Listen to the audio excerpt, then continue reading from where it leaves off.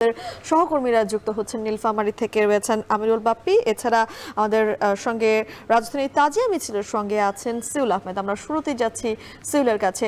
Seoul, আপনি আমাদেরকে একটু জানাবেন, তাজিয়া মিছিলের সঙ্গে তো আপনি আছেনই, সেখানকার কি অবস্থা?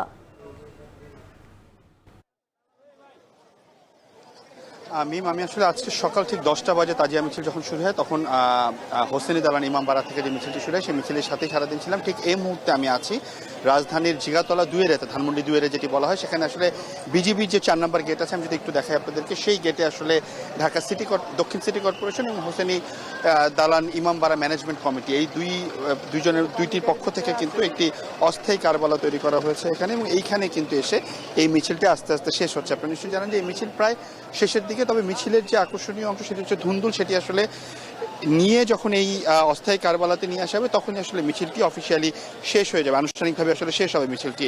তবে এই মিছিল আসলে এবছর অনেক ধীর গতিতে হয়েছে, তবে এই মিছিল আস্তে আস্তে এই মিছিলের শুরুর অংশ ছিল আসলে বড়কাটরা যে হোসেনি দালান বড় কাটরা ইমাম বাড়া আছে সেখান থেকে সেই মিছিলটি আসলে প্রথমে, এরপরে আসলে 3 স্তরের নিরাপত্তা বাহিনীরা ছিলেন, আইন শৃঙ্খলা বাহিনীর লোকেরা ছিলেন, এরপরে আসলে ছিল হচ্ছে হোসেনি দালান যে হোসেনি দালান ইমামবাড়া আছে সেখানকার লোকজন ছিল।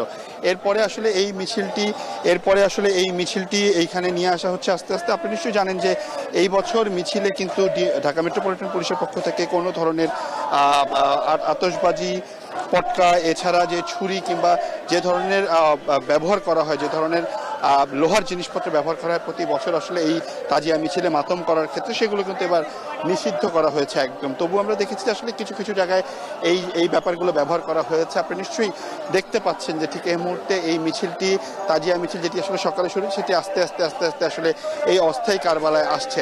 এরপরে আসলে যেটি আছে এখানে আসলে আনুষ্ঠানিকতা বলতে যেটি করা হয় সেটি হচ্ছে যে এখানে এই ধুন্দুলটি নিয়ে আসার পরে সকলে আসলে একটি সালাম জানানো হবে। সেই সালাম জানানোর পরে কিন্তু এটি আনুষ্ঠানিকতা শেষ হবে। তবে আমরা দেখেছি গত কয়েক বছর এখানে আসলে জোহরের নামাজ আদায় করা হয়েছে, তো এবছরও হয়তো তারা নামাজ আদায় করবেন, এরপরে কিন্তু এটি শেষ হবে। আপনি নিশ্চয়ই জানেন যে আসলে হুসেন রাদিয়াল্লাহু তাআলা আনহুর যে হৃদয় বিদারক ঘটনা আমরা শুনেছি, আমরা বিভিন্ন জায়গায় পড়েছি, কিংবা যে ঘটনাটি ঘটেছিল সেই ঘটনার থেকেই কিন্তু আসলে আজকের এই 10ই মুহররমের যে মহত্ব সেটি কিন্তু বিশ্বের যত মুসলিম আছেন তারা কিন্তু পালন করছে। আরেকটি বিষয় আপনাকে বলে রাখি, সেটি হচ্ছে শুধু মুসলিম নয়, অন্যান্য ধর্মের লোকজনও কিন্তু এই মিছিলের পাশেই দাঁড়িয়েছিল, তারাও কিন্তু আসলে শ্রদ্ধা জানিয়েছেন এবং তারাও কিন্তু একই সাথে মর্মাহত। আমরা অনেকের সাথেই কথা বলেছি। এই ছিল তাজিয়া মিছিল, ঢাকার যে তাজিয়া মিছিল, সেটি সর্বশেষ তথ্য আমার কাছে। আমিরুল বাপ্পিও আমাদের সঙ্গে যুক্ত আছেন নীলফামারী থেকে। তার কাছে জানবো যে বাপ্পি জানাবেন যে আশুরা উপলক্ষে কি কি আয়োজন থাকছে ওখানে, এবং প্রতীকী কারবালা প্রান্তরে মুসল্লিদের উপস্থিতি কেমন দেখছেন? সাকিব, সারা দেশে যেভাবে আশুরা পালিত হয়, সৈয়দপুরে আশুরার যে আচার তা একটু ভিন্ন আঙ্গিকে পালন হয়। এখানে বিশেষ করে হযরত আলীর যারা অনুসারী আছেন তারা এই 42টি ইমামবাড়া এবং 2টি পাকিস্তানি মোট 44টি ইমামবাড়া থেকে তারা বিভিন্ন ধরনের আচার ধর্ম পালন করছেন গত কয়েকদিন থেকে, এবং আজকে শেষ দিন।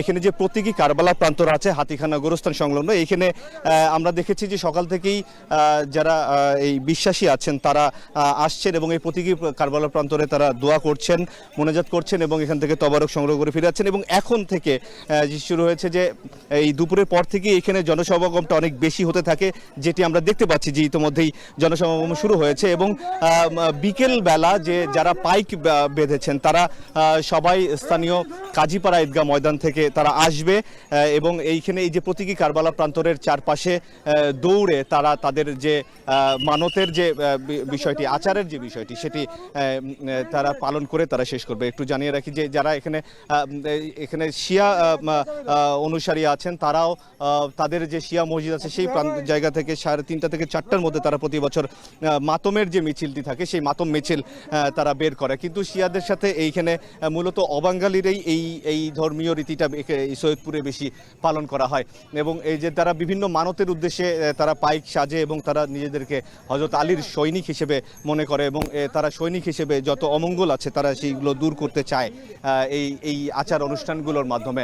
তো নিশ্চয়ই আমার ক্যামেরার মাধ্যমে সাকিব দেখতে পাচ্ছেন যে যারা বিশ্বাসী আছেন তারা এসে এখানে যে প্রতীকী কারবালায় তারা মোনাজাত করছেন এবং এই মোনাজাতের মাধ্যমে তারা তাদের বিভিন্ন যে প্রার্থনা আছেন সৃষ্টিকর্তার কাছে সেই সৃষ্টিকর্তার কাছে বিভিন্ন প্রার্থনার মাধ্যমে তারা এই মোনাজাতগুলো করে তারপরে এখান থেকে তবারক সংগ্রহ করে চলে যাবেন এবং এই যে যারা পাইক আছে আমি দেখতে পাচ্ছি যে ইতিমধ্যেই পাইকরা এসে এখানে ঘোরাঘুরি শুরু করেছে এবং এইটি যে প্রতীকী কারবালার চারপাশে ঘুরছে বেশ অনেকক্ষণ থেকে এবং এটি অনেকক্ষণ ধরেই এটি চলবে। মোটামুটি আসরের পর বেশি জমজমাট হবে এবং যেটি হবে যে সন্ধ্যা পর্যন্ত এটি চলে তারপরে প্রায় রাত পর্যন্ত এটি থাকবে এবং এই উপলক্ষে কিন্তু এখানে মেলারও আয়োজন করা হয়েছে। সেই মেলা দেখতেও অনেক মানুষজন এসে ভিড় করছে এবং কিছুক্ষণের মধ্যে এই জায়গাটি পুরোপুরি লোকে লোকারণ্য হয়ে যাবে। তো সাকিব, এই ছিল আশুরা উপলক্ষে সৈয়দপুর থেকে যে আচার অনুষ্ঠান সেটির সব শেষ অবস্থা। ঢাকা এবং ঢাকার বাইরে আশুরা দিবসটি পালিত হচ্ছে এবং সেই খবর জানাচ্ছিলেন আমাদের সহকর্মীরা। কড়া নিরাপত্তার মধ্য দিয়ে